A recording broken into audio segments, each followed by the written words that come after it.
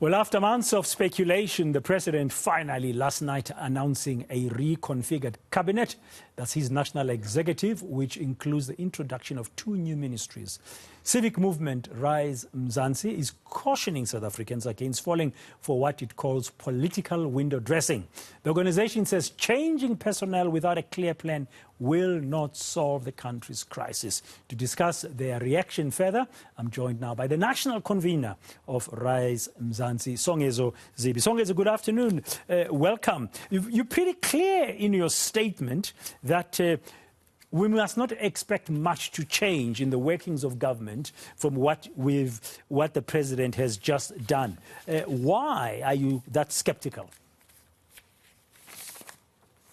Good afternoon, Dan, and to the listeners. So firstly, I think we must understand the problem for what it is. I don't think the crisis that we have is because we had an otherwise excellent president and an excellent ANC, but they made a mistake with the personnel that they appointed. I think the most persistent complaint has been about how weak, indecisive, and visionless the president is. And if the ANC is a collective, therefore the ANC as a whole. And so changing a few ministers and deputy ministers within that flawed and broken context does not solve the problem. And I think we must keep our expectations extremely low so that we are not disappointed when we continue to do the work that otherwise needs to be done to get South Africa on the right track.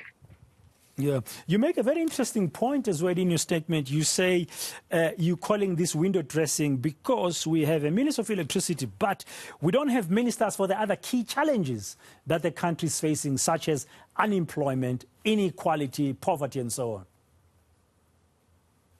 No, absolutely. Again, this is window dressing because the other way of looking at it is to say that the reason we have these challenges is because there is no specific person that's looking after a very specific issue that we have not been able to deal with as a country, such as electricity. Well, we have an expanding drug problem in communities throughout South Africa. The term Amapara comes from it. Should we have a minister of drug addiction? We have a problem with organized crime. Should we have a minister of organized crime? All of these things are actually silly gimmicks and come from a place where it is clear that the government is not in a position to do anything about the problems that we have. And so these things delay us, or they give us hope for a little while, and then we realize that nothing is going to come out of it and we go back to square one. Yeah, the ANC has been in government for nearly 30 years, and you are saying even today they still don't have a clear plan. There is no clear plan, you point out, to relieve South Africans of all the pains and sufferings, including, as you've said now, violent crime and unemployment. Where does the hope lie?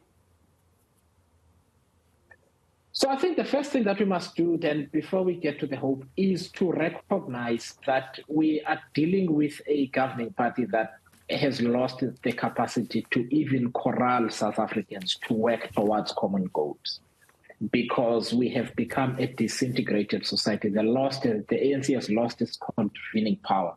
That therefore takes me to one of the solutions then, and that is in the context of a 2024 where we are more than likely to have a coalition government whose composition we do not know. It is particularly important for civil society, and civil society is business, it is community organizations and so on, to take the initiative, and this is work that we are already doing at Rise Mzansi, to take the initiative to say what are the key pillars of South Africa's recovery and what are our common goals and common principles around those issues, so that when the political horse trading in 2024 takes place, you don't see what you see in the city of Tshwane and the city of Johannesburg and Ekurhuleni and so on, where the politicians get to do whatever they like and introduce former convicts into very serious positions. Now, the hope therefore lies in people organizing themselves, but you also say in your statement to hold the ANC while it's still in government to account for every decision it makes.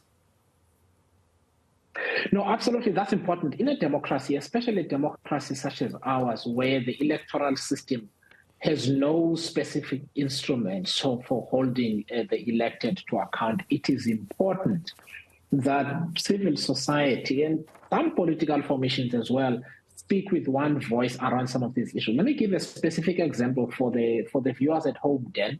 One of the points of agreement between some of the coalition parties will be that those who are implicated in corruption are not going to be prosecuted. That necessitates that you weaken the Hawks, you weaken the NPA, you weaken the South African police services so that you can keep the political consensus going. Now, one of the things we must absolutely demand next is that under no circumstances must any of the coalition arrangements involve some people being immune from accountability and prosecution. It's just one example. There are many others. And the politicians are not going to do them themselves. We have to do it. Yeah. Finally, you say we've seen other cabinet reshuffles before and many times in the past, but nothing has really improved. In that things were made worse or things got worse. Are you of the view that going forward, I mean, we're heading to the elections in 2024, this latest cabinet reshuffle will not improve the lot of South Africans? No, absolutely not. Then the president himself said this is not an overhaul of the government executive. He said we're simply filling some vacancies. That's what he said. And you will also know, because of the position, the work that you do, that the expectation was that there was going to be a significant overhaul of cabinet. So this is why I'm saying that we must keep our expectations low, because there are other issues that you've got some people there, such as Zibi, David Mahlobo, who have survived, even though in reality they really should have been preparing for their criminal trial. You've got the former Premier of the Eastern Cape, Nokolo Kivid, who failed dismally on almost every metric that you can think of that job. Chief Minister of Public Service Administration. So realistically, who of these people is going to shoot the lights out? Excuse the pun then, because we've got load shedding, but who will? I was about to say which lights. Okay, the final question. In terms of the way forward, I, like many other people, was expecting a reduction of the cabinet, not an increase of the cabinet, for one reason only. When President Ramaphosa ascended to power in 2018, one of the promises he made then was that he's going to set up this task team at the time to investigate how to streamline government and what's going to do what. He repeated the same thing last night. This is now after 5 years. What a disappointment.